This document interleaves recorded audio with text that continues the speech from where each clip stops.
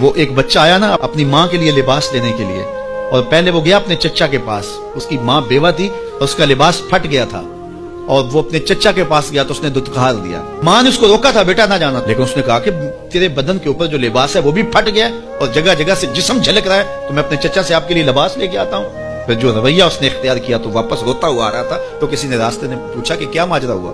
اس نے کہا چچا کے پاس گیا تھا ماں کے لیے لباس لینے، اس نے تو لا کے بھیج دیا۔ اللہ اکبر۔ تو اس نے کہا کہ جا سین حرم میں محمد نام کا ایک شخص بیٹھا ہوا ہے، اگر تو اپنا دکھڑا اس کے سامنے پیش کرے تو وہ امید ہے تمہیں رد نہیں کریں گے، لیکن سن لے ان کا دین کوئی اور ہے۔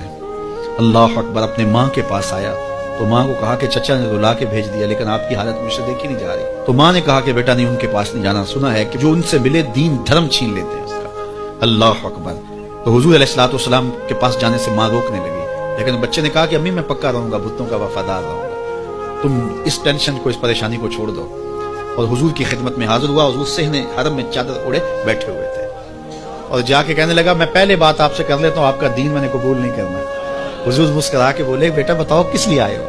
کہا میری ماں بے لباس ہے، میں آپ سے لباس لینے آیا ہوں۔ حضور نے چادر رحمت اتار کے اس کے کندھوں پہ ڈال دی۔ اللہ اکبر۔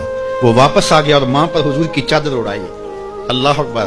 اور ماں نے کہا کہ بیٹے اس نے اپنا دین تو نہیں تجھے دیا؟ کہا نہ، میں نے پہلے کہہ دیا تھا تیرے دین نہیں مانوں گا۔ ماں کہنے لگی پتر اس کا دین ماننا چاہیے، یہ جس نے رحمت کی چادر ہمارے سر پہ ڈال